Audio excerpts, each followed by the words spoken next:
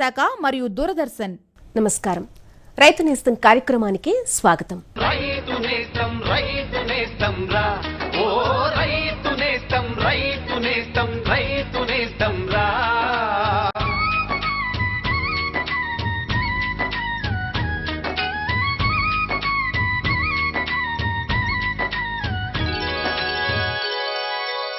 శీతాకాలంలో అధిక విస్తీర్ణంలో సాగయ్యే కూరగాయ పంటల్లో కాలీఫ్లవర్ ముఖ్యమైనది. ఒకప్పుడు చలికాలంలోనే అధిక విస్తీర్ణంలో సాగు చేసే ఈ కూరగాయ సూపర్ మార్కెట్ల రాకతో డిమాండ్ పెరగటం వల్ల రైతులు ఏడాది పొడవునా సాగు చేస్తున్నారు.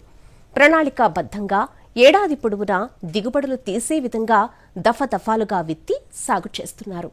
మరి కాలీఫ్లవర్ సాగులో అధిక దిగుబడులు పొందాలంటే మంచి రకాల ఎంపికతో పాటు యాజమాన్యం చాలా కీలకం. మరిన్ని సాగు వివరాలను బెల్లంపల్లి కృషి విజ్ఞాన కేంద్రం శాస్త్రవేత్త డాక్టర్ యు శ్రవంతి గారి మాటల్లో తెలుసుకుందాం.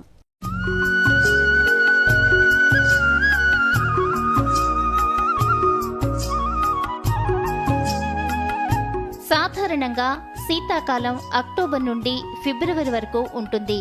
చల్లని వాతావరణం కాలీఫ్లవర్ సాగుకు అనుకూలం. ఈ కాలంలో అధిక దిగుబడి వస్తుంది. ఉత్పత్తిలో నాణ్యత అధికంగా ఉంటుంది. ఈ పంట సాగు చేయాలనుకున్న రైతులు ఆయా ప్రాంతాల్లో ఉన్న వాతావరణ పరిస్థితులు, డిమాండ్ను బట్టి రకాలను ఎంచుకోవాలి. సాధారణంగా మధ్యకాలిక రకాలను సెప్టెంబర్ నుండి అక్టోబర్ వరకు విత్తుకోవచ్చు. దీర్ఘకాలిక రకాలు అక్టోబర్ నుండి నవంబర్ వరకు విత్తుకోవచ్చు.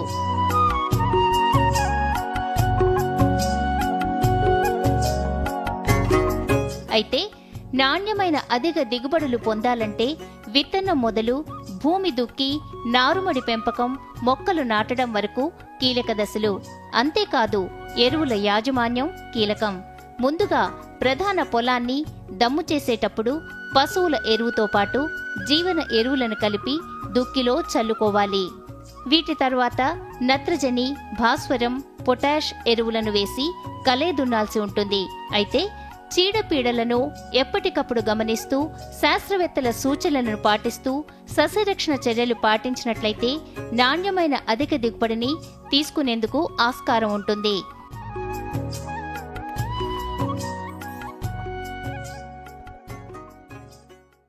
కాలీఫ్లవర్ అంటే పువ్వు గోబీ అంటారు తెలుగు రాష్ట్రాల్లో. పువ్వు గోబీలో ఉన్నటువంటి విటమిన్లు vitamin B, vitamin C, vitamin K, అంతేకాకుండా వివిధ రకాల ఖనిజ లవణాలు ఉండడం వల్ల, అంతేకాకుండా మనిషి ఆరోగ్యానికి ఎంతో ఇంపార్టెంట్ అయినటువంటి క్యాన్సర్ నిరోధకంగా కూడా, మరియు మూత్రపిండాలని క్లీన్గా ఉంచడానికి కూడా, మరియు రక్తపోటును తగ్గించడానికి కూడా కాలీఫ్లవర్ మంచిగా పనిచేస్తుంది. మంచి ఆరోగ్య ప్రయోజనాలు ఉన్నాయి కాబట్టి తెలుగు రాష్ట్రాల్లో కాలీఫ్లవర్కు చాలా మంచి డిమాండ్ ఉంది. ఇది ముఖ్యంగా శీతాకాలపు పంట. అంటే దీనికి ఉష్ణోగ్రతలు తక్కువగా ఉన్నటువంటి సమయంలో ఎక్కువ దిగుబడి సాధించడానికి అవకాశం ఉంటుంది కాబట్టి యాసంగిలో దిగుబడి ఎక్కువగా ఉంటుంది.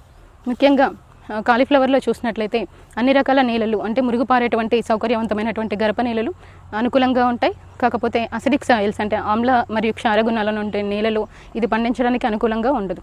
ఎందుకంటే ఆమ్ల క్షార గుణాలలో మైక్రోన్యూట్రియన్ డెఫిషియన్సీ ఎక్కువగా ఉంటుంది కాబట్టి అది పువ్వు గోబీ యొక్క క్వాలిటీని దెబ్బతీస్తుంది. కాబట్టి అట్లాంటి నేలలు ఈ కాలీఫ్లవర్ పండించడానికి పనికిరాకుండా ఉంటాయి. అదే కాకుండా వాతావరణంలో చూసినట్లయితే ఉష్ణోగ్రతలు తక్కువగా ఉన్నటువంటి శీతాకాలంలో ఎక్కువగా పండించడానికి అనుకూలంగా ఉంటుంది. కాలీఫ్లవర్లో కూడా 3 రకాలు ఉంటాయి. అంటే స్వల్పకాలిక రకాలు, మధ్యకాలిక రకాలు మరియు దీర్ఘకాలిక రకాలు. అంటే పంట యొక్క కాల పరిమితిని బట్టి ఈ రకాలు ఉంటాయి. స్వల్పకాలిక రకాల్లో ముఖ్యంగా పూసా దీపాలి, పూసా కట్కి, అదేవిధంగా ఎర్లీ కున్వారి మరియు పూసా ఎర్లీ సింథటిక్ వంటి రకాలు ఉంటాయి. ఇందులో పూసా ఎర్లీ సింథటిక్ అనేటువంటి రకము ఈ రైజినెస్, అంటే గోబీ పువ్వు పైన ఎక్కువగా పోగు కనిపిస్తూ ఉంటుంది. అంటే ఎక్కువ ఉష్ణోగ్రతలు ఉన్న టైంలో ఈ రైజినెస్ అనే సిమ్టమ్ కనిపిస్తూ ఉంటుంది. దాన్ని తట్టుకునేటువంటి రకము ఈ పూసా ఎర్లీ సింథటిక్. స్వల్పకాలిక రకాలు 90 నుంచి 100 రోజుల్లో పంట చేతికి వస్తుంది. మరియు వీటి యొక్క ఆకులు కొంచెం నీలి రంగులో ఉంటాయి. అదేవిధంగా మధ్యకాలిక రకాల్లో ముఖ్యమైనవి పూస హైబ్రిడ్ మరియు ఊటీ 1 వంటి రకాలు ఉంటాయి. అంతేకాకుండా పూస హిమజ్యోతి అనే రకం కూడా ఉంటుంది. పూస హిమజ్యోతిలో ఈ గోబీ పువ్వు అనేది 1/2 kg వరకు, అంటే 500 గ్రాముల నుంచి 600 గ్రాములు వరకు ఉంటుంది. అదేవిధంగా పూస హైబ్రిడ్ ఎర్లీగా వస్తుంది అనమాట. అంటే 60 నుంచి 65 రోజులలోనే మనకు పంట చేతికి వస్తుంది. అది వచ్చేసి గోబీ పువ్వు 1 kg వరకు మనకు వెయిట్ ఉంటుంది. అంతేకాకుండా ఊటీ నెంబర్ 1 అనేది మనకు ఈ పర్వత ప్రాంతాల్లో వేసవి సమయంలో కూడా నాటుకోవడానికి అనుకూలంగా ఉంటుంది. ఇది కూడా ఎక్కువ దిగుబడినిచ్చేటువంటి రకము. అదేవిధంగా దీర్ఘకాలిక రకాల్లో మనకు ముఖ్యమైనవి పూస స్నోబాల్ 1 మరియు పూస స్నోబాల్ 2. ఇవి ఏంటంటే గోబీ పువ్వు అనేది చాలా తెల్లగా ఉంటాయి. అంటే వేసవి కాలంలో కొంచెం ఉష్ణోగ్రతలు ఎక్కువగా ఉన్నప్పుడు కూడా పువ్వు దాని యొక్క రంగుని కోల్పోకుండా ఉంటుంది. వీటిలో దీర్ఘకాలిక రకాల్లో ముఖ్యమైనది పూస స్నోబాల్ K2.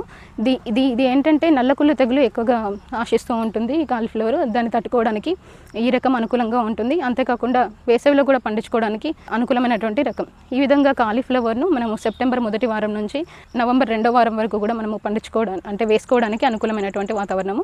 రైతు సోదరులు దిగుబడి దృష్ట్యా గమనించుకొని అనుకూలమైనటువంటి రకాలను ఎంచుకొని పండించుకోవాల్సి ఉంటుంది. కాలీఫ్లవర్కు ముఖ్యంగా నారు ముందుగా పెంచుకోవాలి. డైరెక్ట్గా నేరుగా విత్తనాలని పొలంలో నాటకుండా నారుమడిని పెంచినట్లయితే ఎక్కువ హెల్దీ క్రాప్ అనేది, అంటే ఆరోగ్యమైన పంటను తీసుకోవడానికి అనుకూలంగా ఉంటుంది. ఈ నారుమడి చేయడానికి ముఖ్యంగా 1 ఎకరాని పొలానికి ఒక 40 చదరపు మీటర్ల స్థలం సరిపోతుంది. ఇందులో ఒక 15 సెంటీమీటర్లు ఎత్తైనటువంటి నారుమడిని ఏర్పాటు చేసుకొని దాని మీద అది 1 మీటర్ వెడల్పు మరియు పొడవు తగినంత, అంటే మనకు నెంబర్ ఆఫ్ ప్లాంట్స్ని బట్టి పొడవు నిర్ధారించుకోవాలి. దాని మీద విత్తనాలను మనము 10 సెంటీమీటర్స్ 15 సెంటీమీటర్స్ గ్యాప్లో విత్తనాలను నాటుకోవాలి. ఈ విధంగా విత్తనాలను నాటుకున్న తర్వాత మనము నీటిని ఇచ్చి మల్చింగ్ కూడా వేసుకోవాలి. తర్వాత విత్తనాలు నాటినాక 21 నుంచి 25 రోజుల్లో మనకు ట్రాన్స్ప్లాంటింగ్కి అనుకూలంగా, అంటే ప్రధాన పొలంలో నాటడానికి అనుకూలంగా ఉంటాయి. కాకపోతే మనము నారు పెంచే సమయంలోనే 1 గ్రాము బీటీ ఫార్ములేషన్ని పిచికారీ చేసుకోవాలి. 1 గ్రామ్ లీటర్ నీటి కలుపుకొని. ఈ విధంగా పిచికారీ చేసుకోవడం వల్ల తర్వాత మనకు ఈ నల్లకుళ్ళు సమస్య మరియు ఇతర తెగుళ్ళ సమస్య అనేది రాకుండా ఉండడానికి దోహదపడుతుంది. ఈ విధంగా విత్తనాలని మనము నాటుకున్న తర్వాత 25 రోజుల తర్వాత మనకు నారు అనేది చేతికొస్తుంది. ఇటువంటి నారుని మనం ప్రధాన పొలంలో నాటే ముందు దుక్కి దున్నుకొని పొలాన్ని సిద్ధం చేసుకోవాలి. తగినంత ఎరువులని వేసుకోవాల్సి ఉంటుంది. దానిలో 1 ఎకరానికి 200 కిలోల సూపర్ ఫాస్ఫేట్ మరియు 70 కిలోల మ్యూరేట్ ఆఫ్ పొటాషు, 52 నుంచి 70 కిలోల నత్రజని వేసుకోవాల్సిన అవసరం ఉంటుంది. నత్రజనిని 3 దఫాలుగా వేసుకోవాలి. అంటే ఆఖరి దుక్కిలో ఒక పాలు వేసుకున్నట్లయితే మళ్ళీ స్వల్పకాలిక రకాల్లో నాటిన 30 రోజుల తర్వాత ఒకసారి మరియు నాటిన 60 రోజుల తర్వాత ఒకసారి.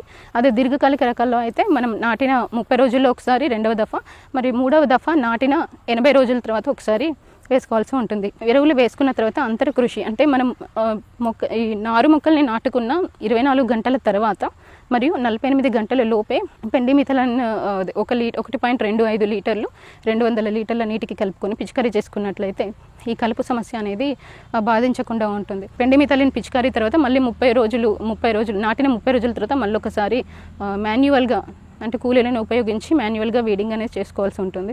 ఎక్కువగా మనకు ఎదురయ్యే సమస్య బటనింగ్ అంటాము.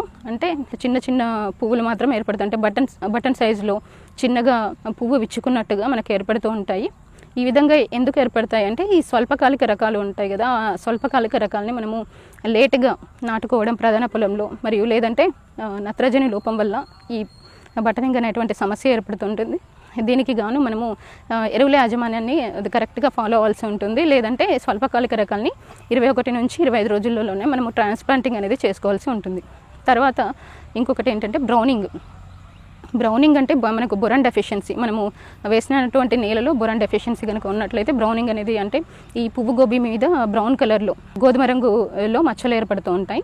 దీనివల్ల గోబీ యొక్క నాణ్యత అనేది తగ్గుతుంది. దీనివల్ల మనకు మార్కెట్లో డిమాండ్ కూడా తగ్గుతుంది. కాబట్టి ఈ బొరాన్ డెఫిషియన్సీ తగ్గించుకోవడానికి 1.25 గ్రాముల 19% బొరాక్స్ మనము పిచికారీ చేసుకోవాల్సి ఉంటుంది.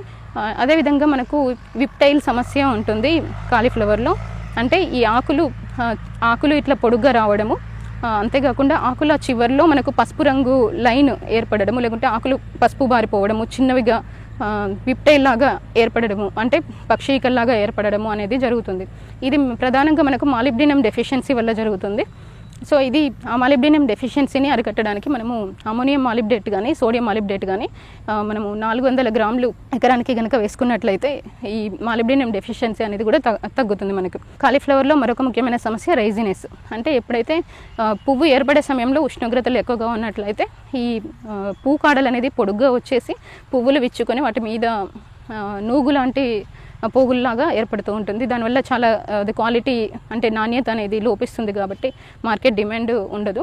ఈ రైజినెస్ అనే సమస్య తగ్గించుకోవడానికి గోబీ యొక్క చివరి ఆకులు ఏవైతే ఉంటాయో కింది ఆకుల్ని వాటిని మనము పైకి వంచి ఆ చివర్లని ఒక బ్యాండ్ కానీ ఒక రబ్బర్ బ్యాండ్తో కానీ లేదంటే దారంతో కానీ మనము కట్టినట్లయితే ఆ పువ్వు అనేది కట్టేసి మనం ఒక 4 నుంచి 5 రోజుల తర్వాత తీసేసినట్లయితే ఆ పువ్వు అనేది తెల్లగా ఉండి ముద్దగా మనకు వస్తుంది. ఈ విధంగా హార్టికల్చర్ ప్రాక్టీసెస్ మనము కాలీఫ్లవర్ సాగులో పాటించవలసి ఉంటుంది. దీని తర్వాత ముఖ్యమైనది సస్యరక్షణలో మెయిన్గా కాలీఫ్లవర్ అనగానే మనకు గుర్తొచ్చేది డైమండ్ బ్యాక్ మాత్ చాలా ఎక్కువగా తీవ్రమైన ఉధృతి ఉన్నప్పుడు ఎక్కువగా ఆకులలో రంధ్రాలు కనిపిస్తూ ఉంటాయి. ఈ పురుగులు అనేవి ఆకు కింది భాగంలో చేరేసి ఆకుల్ని తింటూ ఉంటాయి. ఈ విధంగా తినడం వల్ల ఎక్కువగా పంట నష్టం జరుగుతుంది మరియు గోబీ యొక్క నాణ్యత గోబీ యొక్క నాణ్యత కూడా తగ్గుతుంది. సాధారణంగా ప్రకృతి సేద్యము చేసేటువంటి వాళ్ళు 25 వరుసలకు కాలీఫ్లవర్ వేసుకున్నట్లయితే 2 వరుసలు ఆవాలు వేసుకోవాల్సి ఉంటుంది. ఈ ఆవాల్లో కూడా పెద్ద ఆవాలు వేసుకోవాలి, చిన్న ఆవాలు కాకుండా. ఈ 2 వరుసలు ఒక వరుస ఆవాలు వేసుకున్న 15 రోజులకు ఇంకొక వరుస వేసుకోవాలి. ఈ విధంగా వేసుకోవడం వల్ల ఏంటంటే ఈ డైమండ్ బ్యాక్ మాత్ యొక్క ఉధృతి ఎక్కువగా ఉండకుండా ఉంటుంది. దీనితో పాటుగా ఈ పిల్ల పురుగులు అంటే గుడ్లు పొదవకుండా ఉండడానికి, ఈ గుడ్లు నశింపజేయడానికి వేప కషాయము 10,000 ppm కూడా పిచికారీ చేసుకోవాల్సి ఉంటుంది. ఇదే కాకుండా మనము బీటీ ఫార్ములేషన్ 1 గ్రాము లీటర్ నీటికి ఒకసారి మనము నారుమడిలో, అదేవిధంగా మనము ఈ గోబీ నాటిన 30 రోజులకు మరియు 60 రోజులకు ఒకసారి పిచికారీ చేసుకున్నట్లయితే దీని యొక్క ఉధృతి అనేది తగ్గి గోబీ నాణ్యత పాడవకుండా ఉండడానికి అవకాశం ఉంటుంది. సూచించిన మేరకు పురుగు మందులను పిచికారీ చేసుకోవాలి. లేదంటే ఈ పంట పూర్తయిన తర్వాత పంట అవశేషాలు కంప్లీట్గా తీసివేసి కాల్చివేయాల్సి ఉంటుంది. మంచి యాజమాన్య పద్ధతులు పాటించి రైతు సోదరులు మంచి దిగుబడులు ఆశించాలని భావిస్తున్నాను.